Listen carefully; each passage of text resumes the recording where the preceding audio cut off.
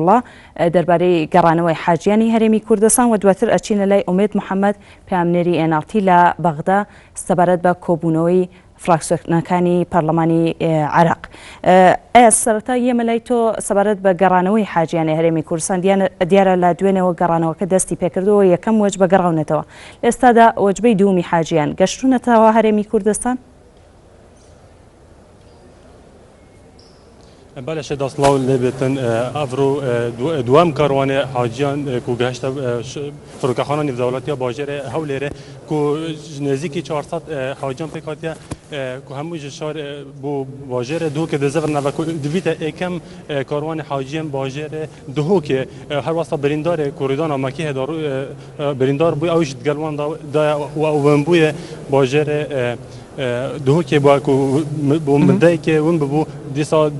دزرا و اوش دگلوانا ده نوکشی پیفدار وزارت اوقاف الجامعه کو ام پتر زانیران الجامعه ور بگیرین بله ما مستقر اصلاح لبتن اگر هندک اماجب ما ئەمڕۆ سپاس بخوا دووەم کاروانی حاجیانی هەرێمی کوردستان بە سەلامەتی گەیشتنەوە فڕۆکەخانەی نێودەوڵەتی هەولێر لە ناویاندا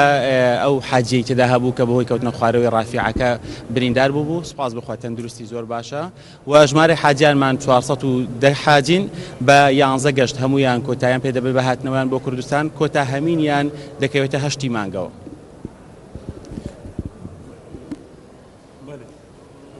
اگر اماجب که استا چند حاجی همو شاری دو کن گراناوتا لە کۆی ئەم 410 حاجیە سیانیان حاجی هەولێرن ما باقی 407 حاجیان حاجی سنووری پارێزگای دووهۆکن. سرجەم حاجیانی شاری دو گەڕانەوەتەوە ئێستا نەخێر سەرجەمیان ئەوە بەشێشیانن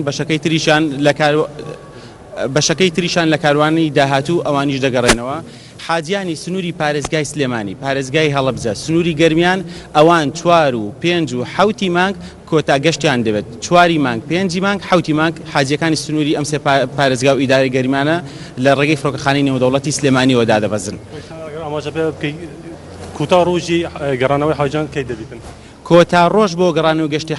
حاجیانی سنووری پارێزگای هەولێرن لە ڕێگەی فڕۆکەخانەی نێودەوڵەتی هەولێرەوە دادەبەزن ئەوانش دەکەوێتە 8 دا کۆتا هەمین گەشتیانە. بله شیدا کو سرجم پتریا حاجیان افرو گشتن باجر فروکخانه نفدولتی هولره پتر حاجیان باجر دو کنه کوتاهی هاتنا حاجیان کردستان 8 مانگی دبیتن کو اوش جی پتریا وانا